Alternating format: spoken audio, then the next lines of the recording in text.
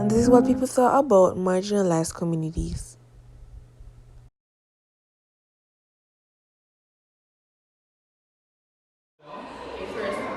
What's your understanding of a marginalized community? Marginalized community. Oh, I love this. A marginalized community is a community that has been ostracized to a certain degree, buffeted in a way that they are no longer allowed access to the resources that traditionally most are entitled to or should be entitled to under an equal and fair democracy, aristocracy, whatever you want to go with. So, example, African Americans within most contexts are marginalized, pushed to places like ghettos, not given fair treatment, not given good resources and income. So things like A marginalized community would be someone that, let's see, a synonym for it. A synonym for marginalized would be groups of people that are sometimes oppressed. So when I think marginalized, I'm thinking people of color.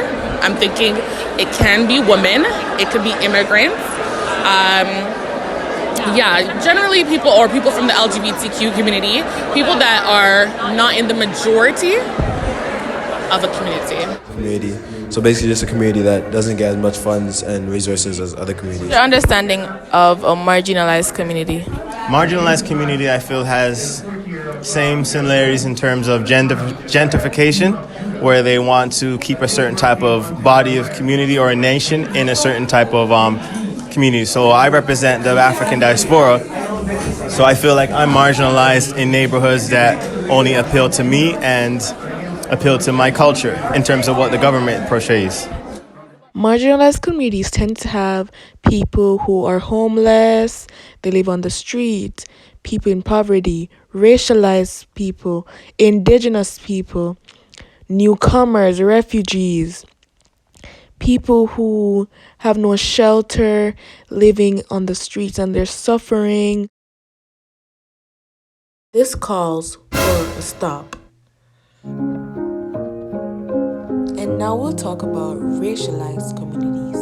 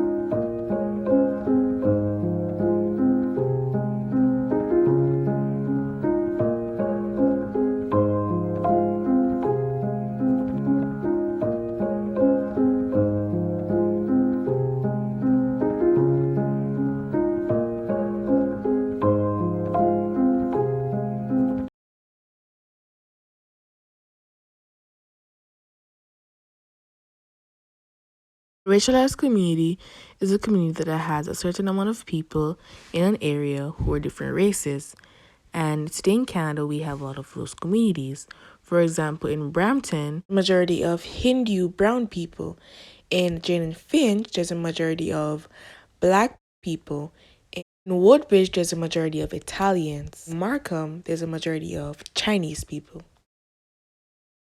In Rexdale, there's a majority of Somalians. And in Richmond Hill, there's a majority of Persian people. And this is what people I interviewed thought about racialized communities.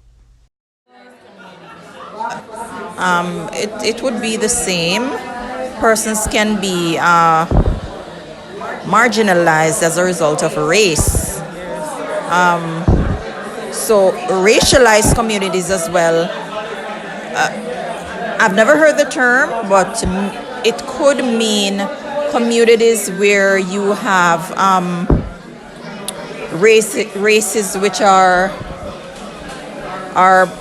in particular maybe they predominant in the race, and they live together, because even in our community of Brampton is known to be a racialized community. It's known to be a community of Indians.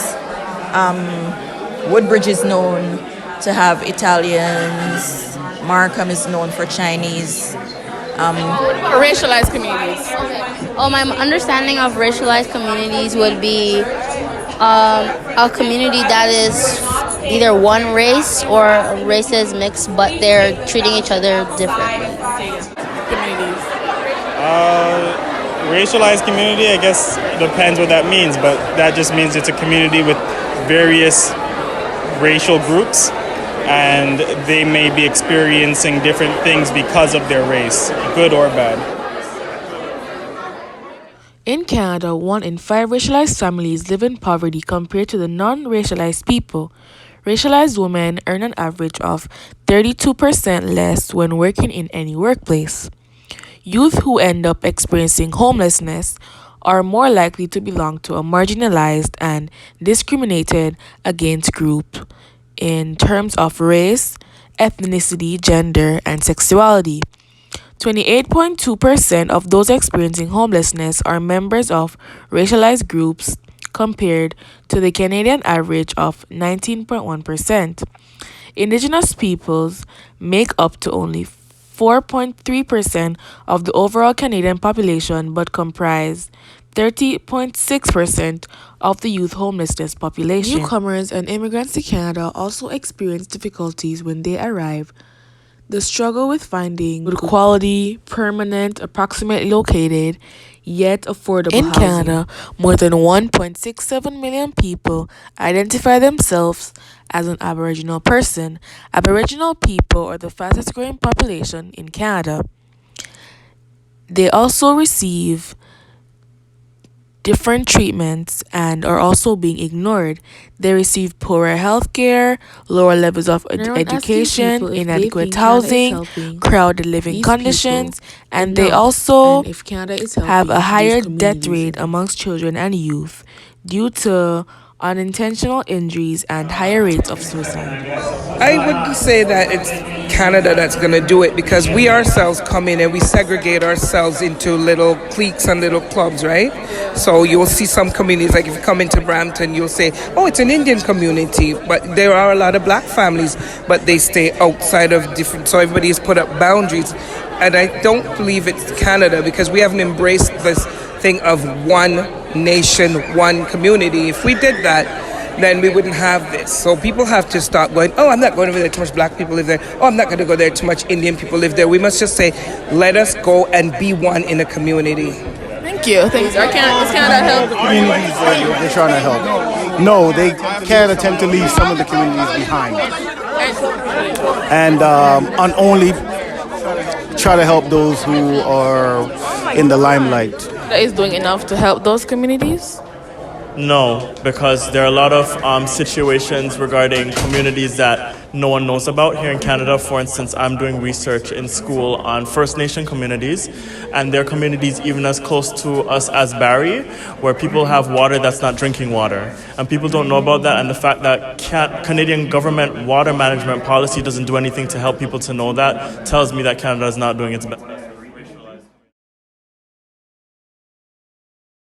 Fast colors and promise.